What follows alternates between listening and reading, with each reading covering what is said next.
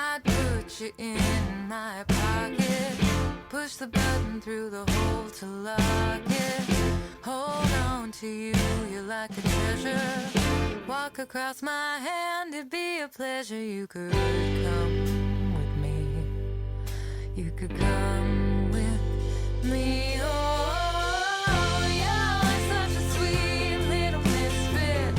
When your smile falls down, I wanna lift it, wanna make you better, wanna run away together.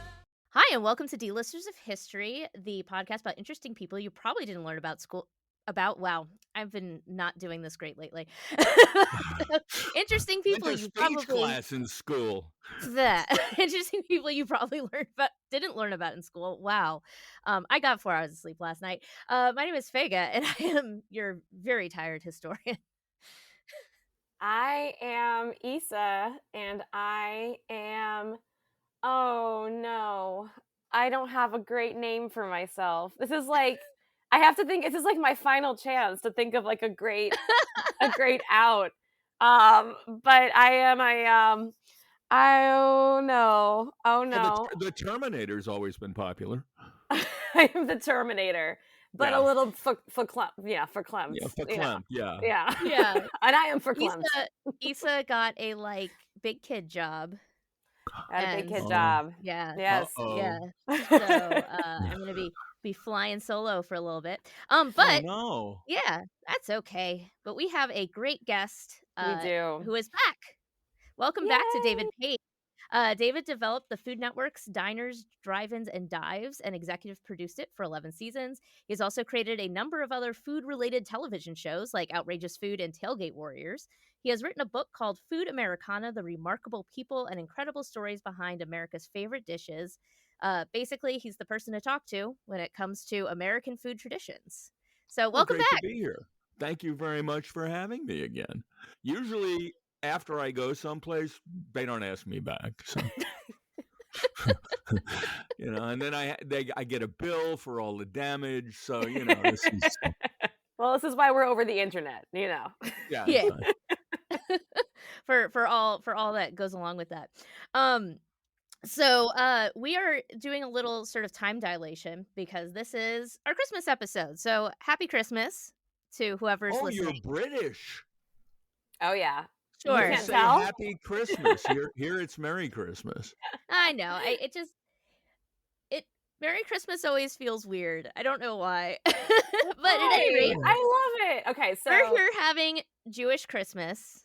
we are having Except not Jewish actually, because Christmas. I would get in Yes. trouble if I was eating in the recording studio. Yeah. But we're here to talk about Jewish Christmas. Yay. Yay! Yeah. So, what's everybody's favorite Chinese American takeout food?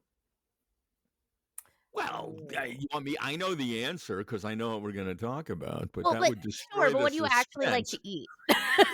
Oh, I actually like to eat General Chow's chicken. It is Perfect. one of the great cardiac-inducing delights Mhm. of American cuisine, and it is quite American. Absolutely. Yes, I'm also a big fan. Although growing up, I was very dedicated to chicken lo mein. Well, yeah, because that's sort of Italian, Yeah, kind Ah, of. which is another very popular American cuisine. Interesting. But My I was- mother, what's the one? My mother was egg foo young. Oh, my Which dad's an egg foo young person. Yeah, but I always thought to myself, why go to a Chinese restaurant and have an omelet?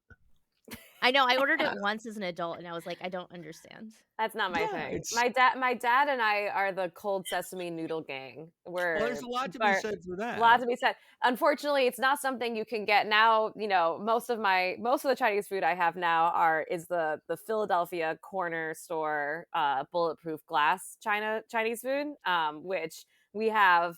One, I'm very, very happy about a lot of things. I'm moving into a new house, but one is that we have an amazing corner store Chinese food that has excellent General Chow's chicken. And yes, it's absolutely amazing. And they were closed. I was painting all day. They were closed. I had to go down the street to an identical looking store, and it was dreadful. Well, strand our ball. interpretation, our happy place with all sorts of foods is the place we initially got it. Yeah. For sure. Yeah, I wasn't really a General Tso's person until I first moved to the city proper, Mhm. and I was living in a, like, studio apartment in a terrible building in West Philly that, like, had cockroaches, and, like, a couple years later, somebody died there because Oh they, my like, gosh. hadn't Well, West updated their Philly. carbon they Yeah. hadn't checked their carbon monoxide detectors in a Oh while. Ooh, no, it's a terrible way to Um, go. I know, right? I don't know. It's But peaceful. that's true. Uh, I think You're it not. beats being knifed if we're gonna, sort them out. You're not. You're not. You're not. You and I go think to this is a sleep and that's it.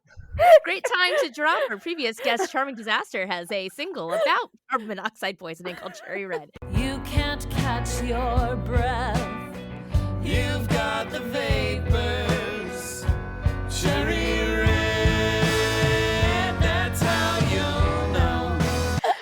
So You're not entirely wrong, but there's something so creepy about it. Yeah, since it was probably done by a cockroach who wanted to take the place over. That's I true. had to name the cockroaches to feel okay about it.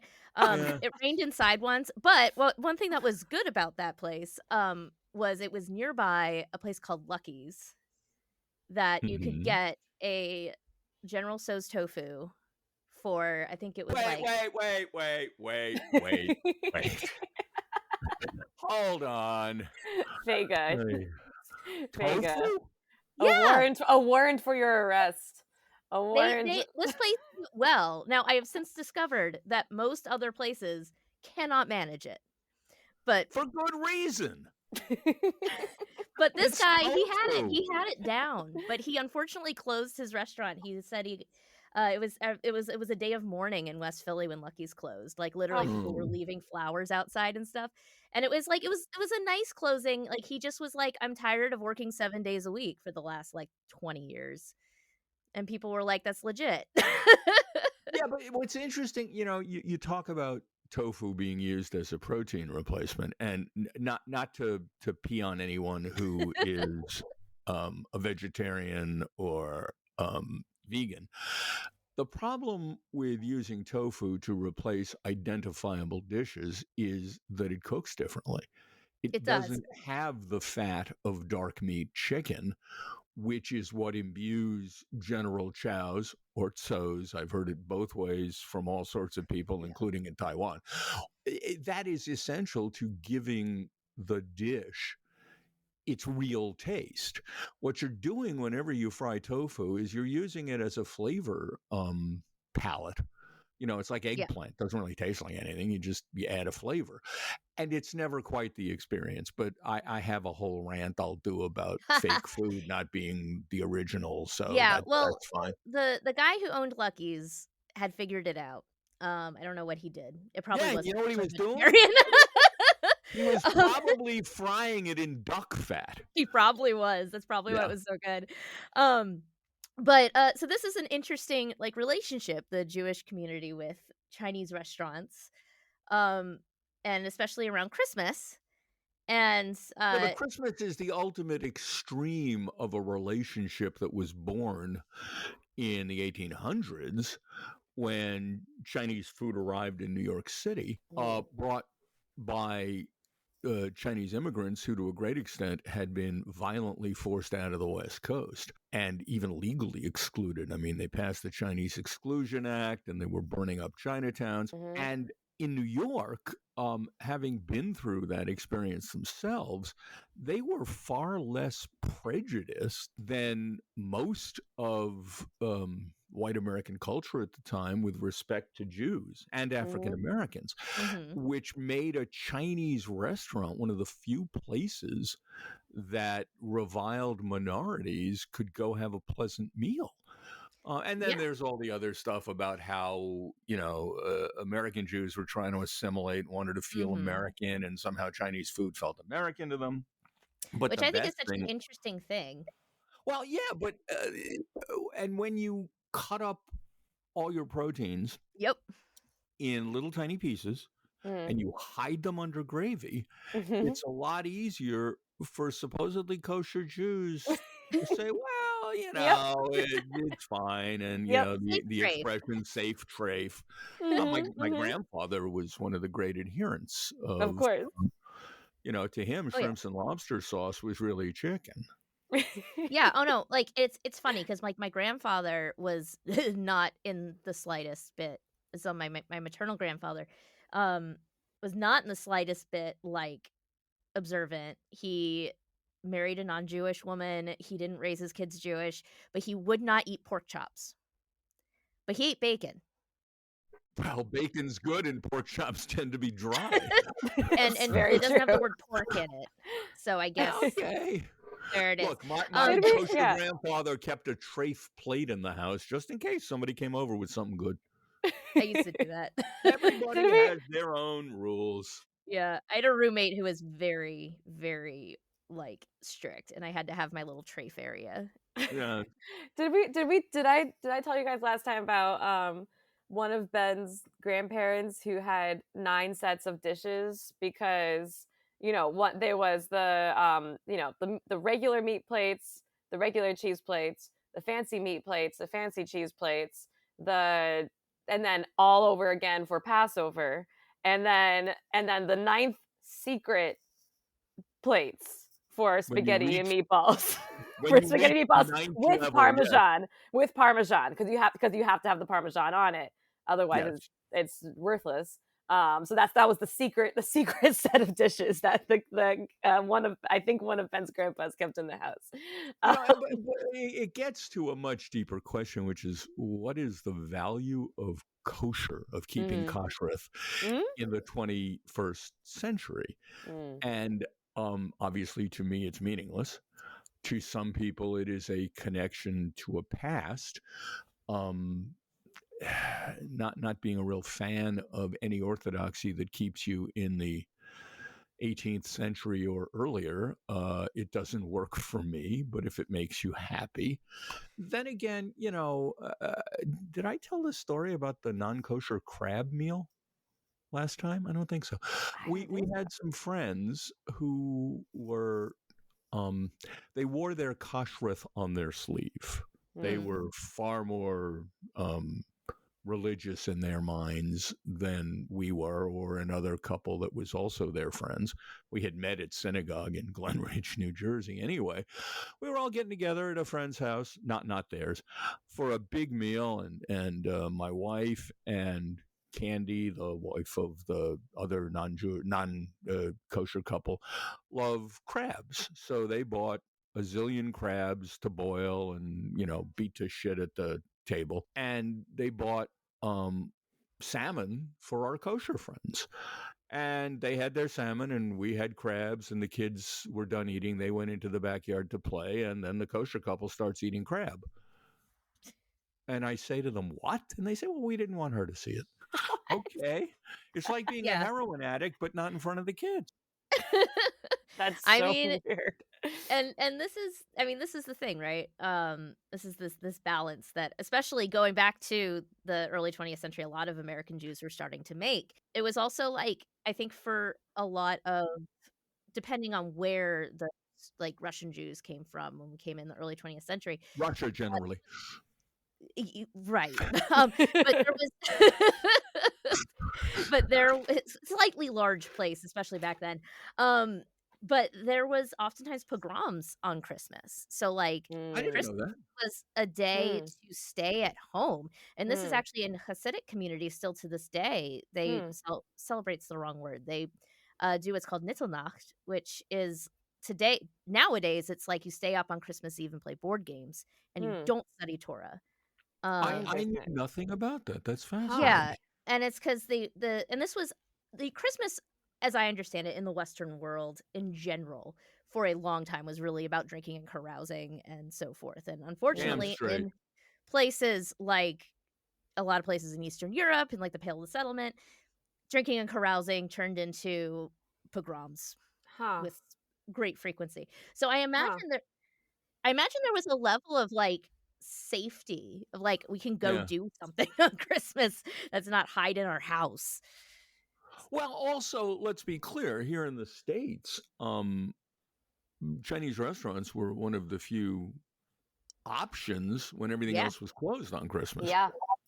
You Yeah. know, and there's I don't know if this story is true or apocryphal, but allegedly there was a sign on the door of a Chinese restaurant saying, "We don't know why your religion causes you Yeah. to eat here on Christmas, but we're glad to have you."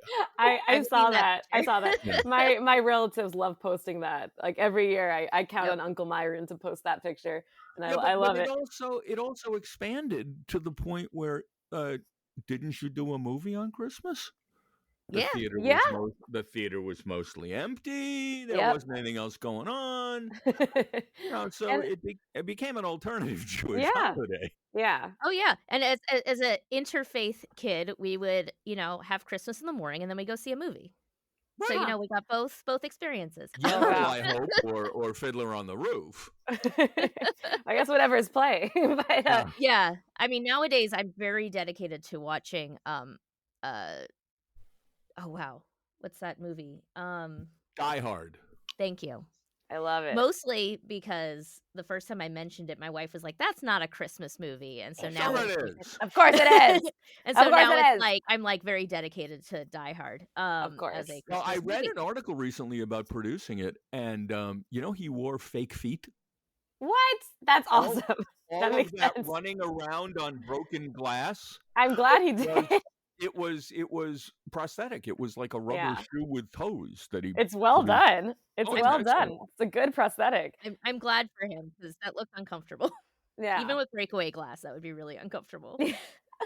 The other thing that that I find one of the things I wonder about the origins of going to Chinese restaurants on Christmas is the changing demographics of old Jewish neighborhoods where the all of these Jewish neighborhoods that were once full of the Ashkenazi immigrants were like a lot of them became Chinese neighborhoods, or a lot of them became East Asian, like mostly Chinese or East Asian neighborhoods. And so what I wonder is how many people, especially were like, once they moved out to the suburbs, came over to visit their old neighborhoods, or like they knew those people, or they felt at home.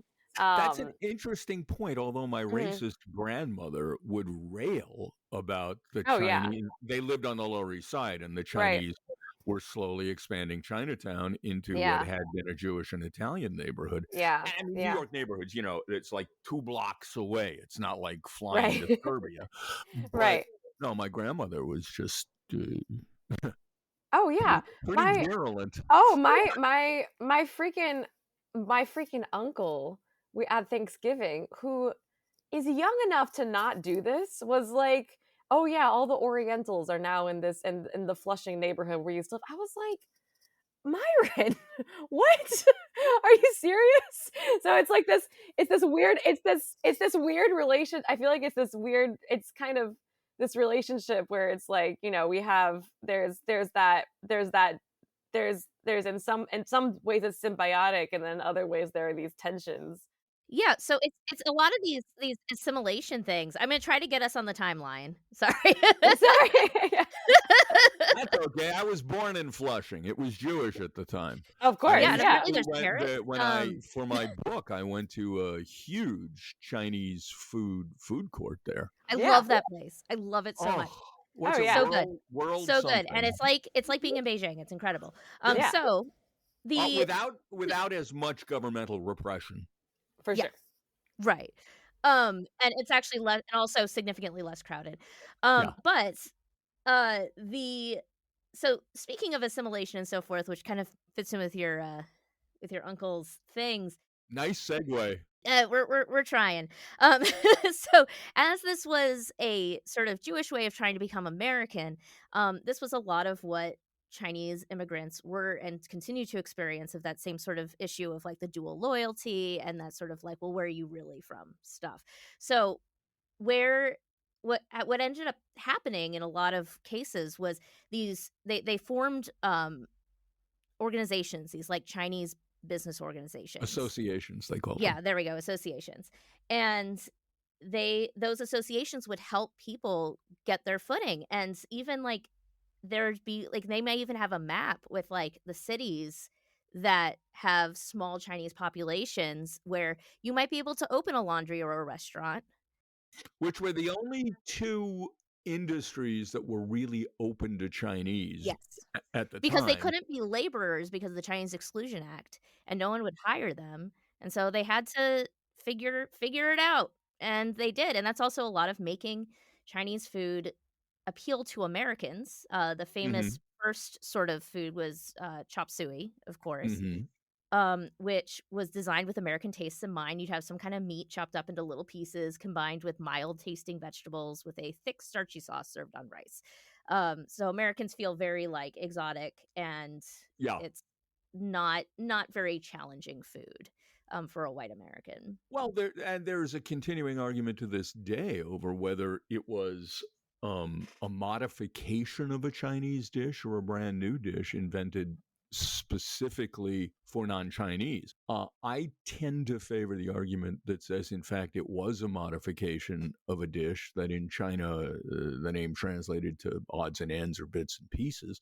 The Mhm. difference was that brown gravy and the use of pork, chicken, or beef as opposed to offal, which Yeah. is generally what was included in the dish that was eaten in China. But either way, it grew out of the gold rush when Yeah. Chinese came here to pan for gold, and restaurateurs came with them, and then realized if they wanted to sell food to non-Chinese, it couldn't really be what the Chinese like to eat. And a lot of them had experience too. I was reading that a lot of the first Chinese immigrants to come were Cantonese, and that region had a lot of business from European and American business places, companies and so forth. So a lot of people who were cooks had already been figuring out how to cook to the Western tastes.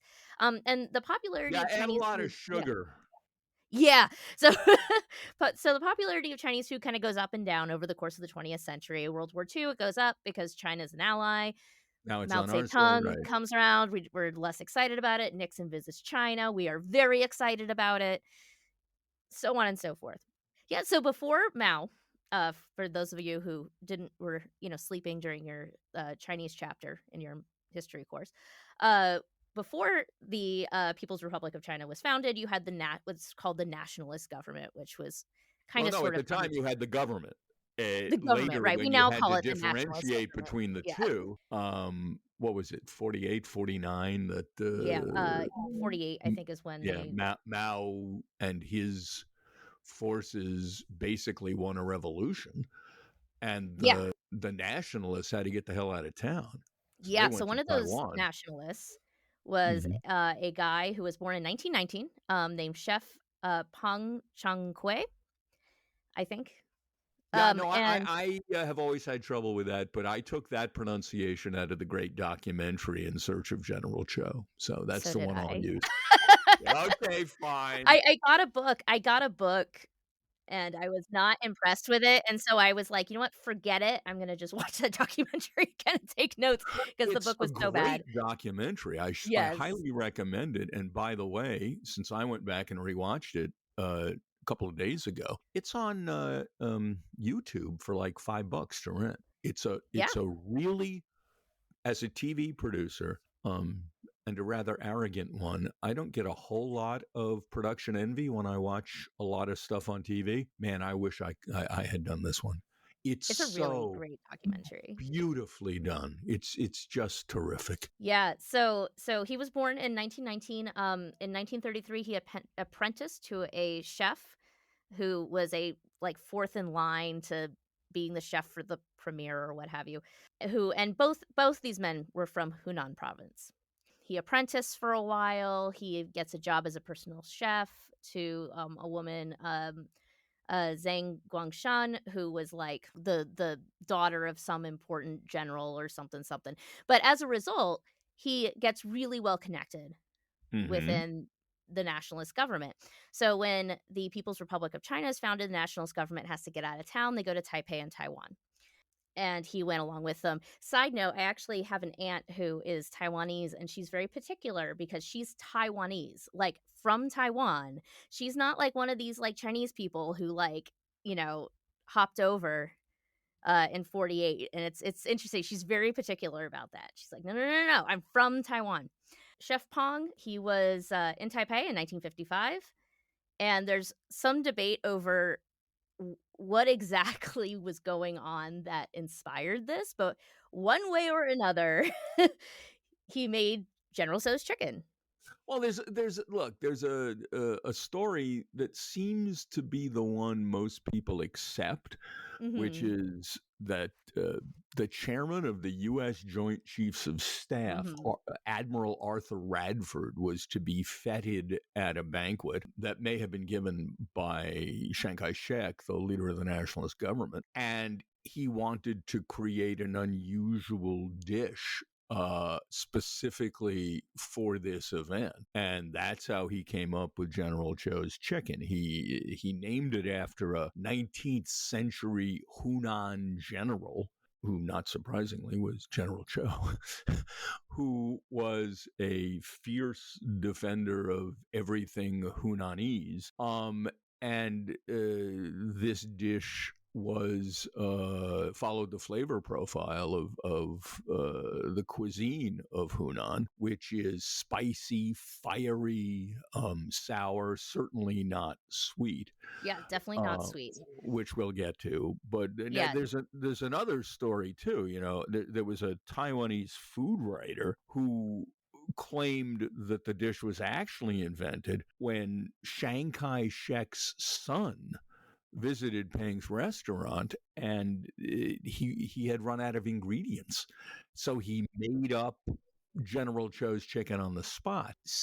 It seems to be, I mean, the generally accepted story is the banquet for Admiral Radford, but either way, the dish was invented in a way far different than we know it today. Oh, for sure. And it General Tso, also, just to give a concept for Americans, this is like he's like George Washington in Hunan province. That's one thing that's really delightful in the documentary is they kind of run around and are like, here's General Tso High School, here's a giant statue of General Tso, here's alcohol named after General Tso. Like, it's Oh, very like, General Chow's liquor. yep. And it And looks fiery. I've never tried it. yeah, it does. But if it's like Mai Tai, Yeah. So this what this dish was and still is over there is very different from. I'm actually very curious to try it sometime. and until recently, it did not exist in mainland China at all. Now that's Yes. changed. I say recently, I would guess 20 years, but it somehow got to China. I'm guessing through the U.S., but I don't know. Yeah, so he starts serving it in Taipei, and then this is the drama. He gets visited by a number of different like chefs and restaurateurs from the United States, including a Chef Wong from New York City, who works at Shun Li Dynasty.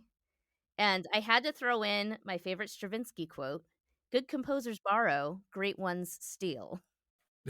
So, 1972, Shun Li Dynasty starts serving something they call General Tso's chicken in their restaurant. And this is perfectly timed with Nixon's trip, and everybody gets really excited about quote unquote authentic Chinese food.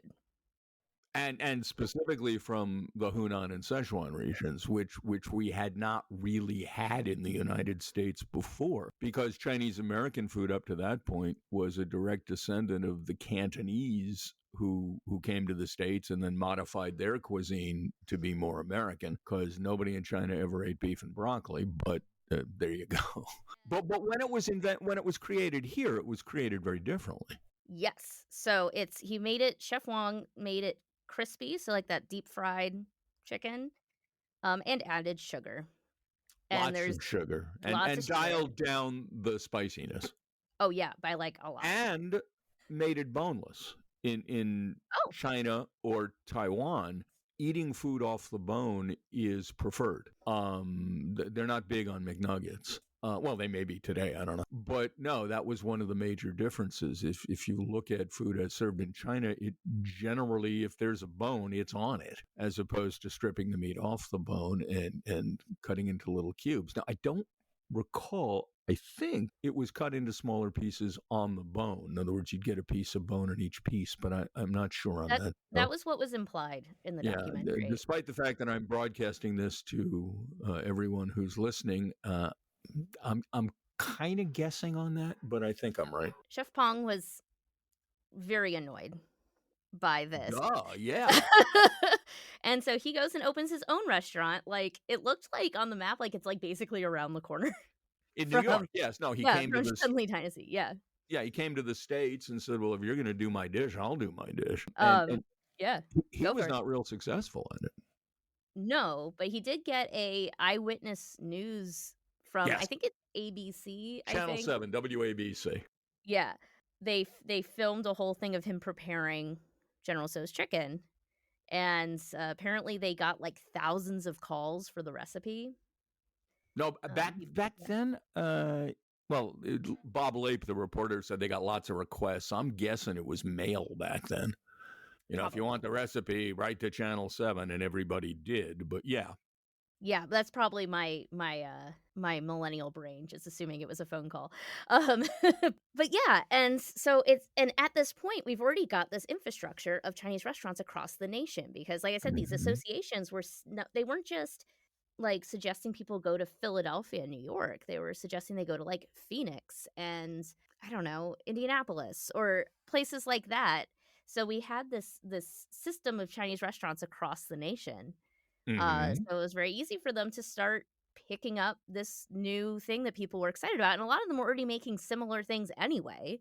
In the documentary, they talked about cashew chicken, which is very similar conceptually. Fried chicken with a sauce on it. Well, one of the easy things to grasp in the States is that we sure do love our fried stuff, especially chicken. And right off the bat, if you fry chicken, it is an identifiable dish to us. I mean, you go down a menu and you see fried chicken and then something like, in a piquant sauce, and served to our palate with a lot of sugar. Some chefs actually added honey. Yes. And it became a sweet dish, not a fiery dish. And there's a lot of different ways of making it, but well, yeah, I know you can call anything General Tso's chicken at this point. Yeah, but, and let me be real clear and say very proudly, damn, it's good. Oh yeah. Watching my weight and my blood sugar levels today, it'll be a cold day in hell before I can have it again. But it's phenomenal. As soon as I tried it for the first time, I'm like, okay, we're done with this. I'm in. Thing. Yeah. These days it's steamed Happy Family for me. Sauce on the side, please. Which is really a tragedy. No, it's really sad. No, this is inspiring me to go and get some after maybe this afternoon. Honestly, how can you not? How can you not? Oh yeah, I've been dying the last couple of days, like wanting to go get some. It has less inspired me to get a steamed Happy Family. So.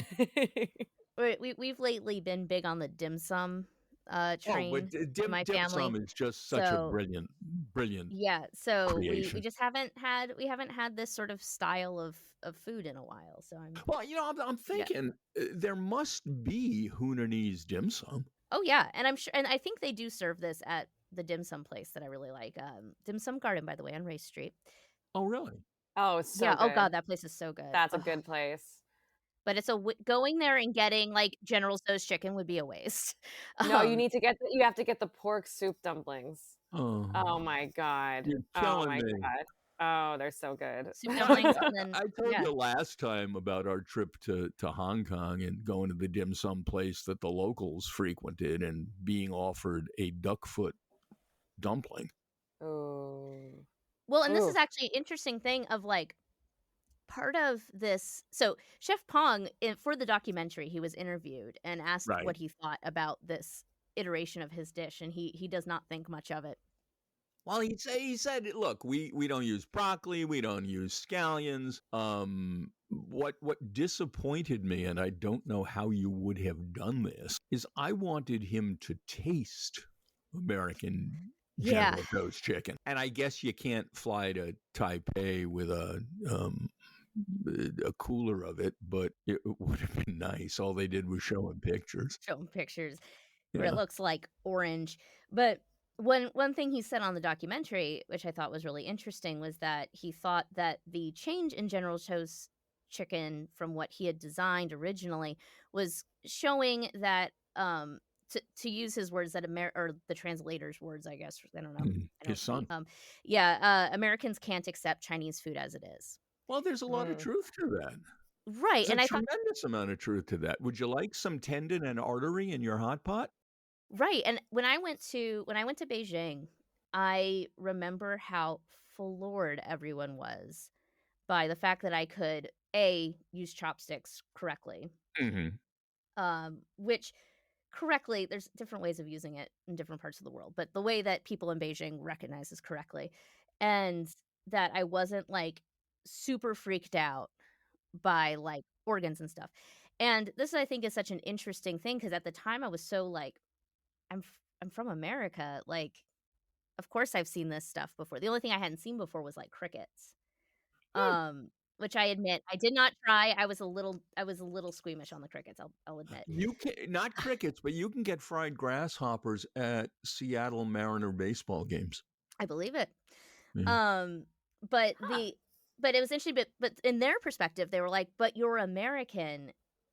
I thought the only Chinese food you would know would be like General Tso's chicken, which is American food.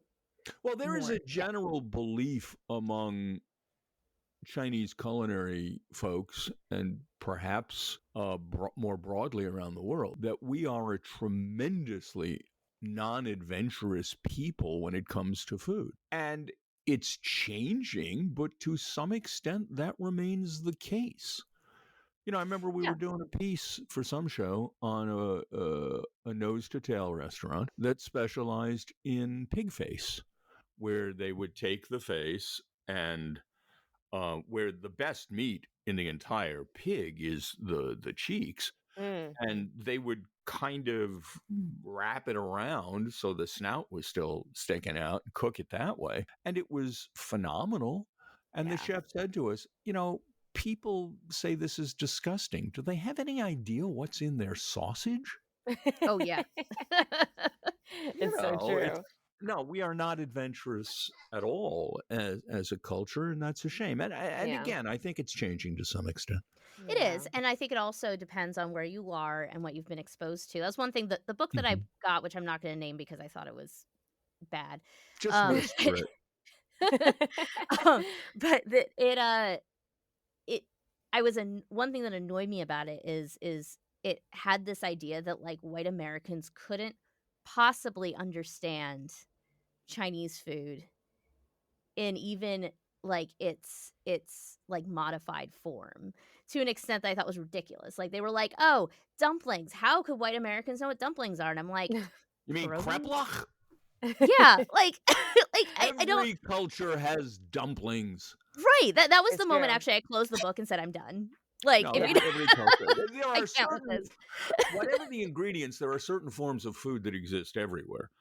Dumplings makes perfect sense. It's Or like portable. hand pies in the UK. Like it's you put starch around meat and Gosh, or what a whatever. concept. That's fabulous. But it is all this comes down to like this sort of like American assimilation and these ideas of authenticity and that struggle of immigrant Well, I and hate minority the communities. authenticity word. Yeah, I know you do. That's mean, why I said it. people use it's not authentic, as I probably mentioned last time. One of the most popular dishes in China recently among young folks is scrambled eggs and tomatoes. You know, so define authentic. Right. My argument is that any food that comes to the United States and becomes a regular part of our diets is the Americanized version of that. And the question is it authentic Chinese American? You know, I've had good beef and broccoli. I've had lousy beef and broccoli. Good beef and broccoli it's not my favorite, but it's a classic Chinese American dish. Nothing drives me crazier than so-called foodies sitting at a terrific Chinese American restaurant and decrying the fact that this isn't legit. I mean, you mentioned Shun Li. That's an extraordinary restaurant. It's a fun. I took my 1 year for my daughter's birthday. I don't know, was she 18, 16? We said, "Where do you want to go?" She said, "Shanli." So no, she was in college, and we invited a bunch of her roommates and friends, and we went and sat down in this temple of Chinese American gastronomy with the lazy Susan on the table. So you spin all Yeah. the plates around and you share everything. And the waiter was in the red jacket with the black silk shawl collar. That's a wonderful evolved cuisine and done very well. Now, is it like anything served in China? Probably not. I mean, the dumplings may be similar. But it was delicious. Oh, I'll go there any day of the week. It's a great restaurant. And, when I worked at ABC, not that far from Shunley West, we would often go there for lunch from work. And it was, what a wonderful thing. Sounds what amazing. A wonderful thing. Yeah. That's amazing. Oh, yeah. I just wanted to, I know we have to go in a couple of minutes. I wanted to have a. You know what? Let's sneak an extra 5 minutes in and then I'll run real fast. Perfect. I wanted to just throw in a fun thing that's fun, but also sad but fun thing that's happening soon, which is that I don't know if you've heard about it, but like Philadelphia's Chinatown is in deep, immense danger of being pretty much destroyed because they're trying to build the new 76ers basketball stadium. Gosh, they've chosen a location that is home to immigrants or people who are bootstrapping their way up at first, don't have a whole lot of economic power, probably don't control the Philadelphia City Council. What a shitty thing to do. I know. It's incredibly shitty. I had somebody say to me, in all seriousness, she looked at me dead in the eyes and she said, "No, it's a good thing. It'll be like Madison Square Garden." Which displaced a tremendous amount of poor people, or the Brooklyn Bridge. It's at the point where Philadelphia Chinatown is actually on the National Historic Preservation Registry. It is the top one of the 11. Every year they do the 11 most endangered places in the U.S. and all of Philadelphia Chinatown is one of the 11 most endangered places. And so there's been tons of like community protests happening for like now I guess is at least over a year, maybe 2 years at this point, ever since this started. But this is the second year in a row they are doing a Jewish Christmas caroling protest in Chinatown. In Philadelphia Chinatown. I only live 90 minutes away. I wonder if I could convince my wife to. I'll send you the link. Send me the info. Because both Issa and I are gonna be out of town, and I'm out of town, which I'm very sad about. Right, so I can't go. You both get back to town. Let me know. I'll come to town. Perfect. Okay? So I'm very sad that I can't go because they have rewritten all of these classic Christmas carols and Jewish songs with like lyrics about Chinatown and going there for Christmas. And it's really delightful. And I think it's a wonderful way to protest and raise the voices. Plus, let's add one other very important fact. The 76ers suck. Yep. They don't deserve a new arena, wherever the hell it goes. They don't deserve it. Basketball team, and they always will be. Haven't been any good since you had Dr. J. When I tour guide, if I go through Chinatown and I, for whatever reason, have to be like, kind of keep my personal opinions to myself, my joke is always, well, maybe they should, win a few more games and then we can have a conversation. But damn it.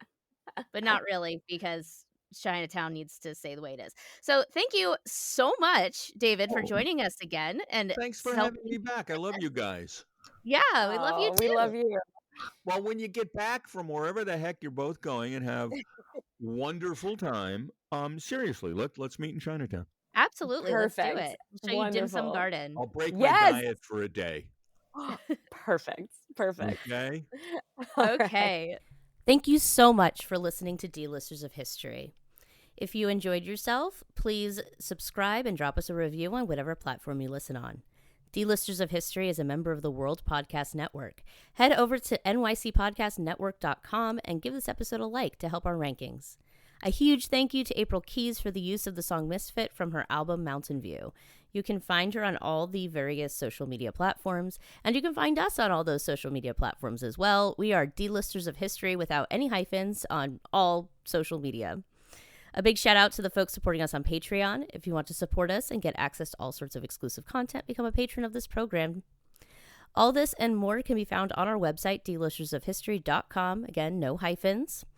And just a huge, huge thank you to Issa as she goes on to her next journey. She will be appearing on one more episode after this just because of how the recording schedule was. But this was her last one that she recorded, so we just wanted to give Issa a little send-off. I wouldn't have had the confidence to start this without her, so very, very thankful. Our episodes come out every other week on Mondays. Our next episode will be out on January 8th, and will be an interview with Lucas Zellers and talking about the entomologist J.D. Tothill. And now for an episode-relevant audio drop. Oh, listen up, developers, we've got a lot to say. The people here don't want you here, so just go away. Activists came together in song to bring attention to a proposal that they say would negatively impact Chinatown. Today we just see there's, other, not just the Chinese community, the Jewish community came out to support us, and even at that public meeting you see people from all different ethnic groups.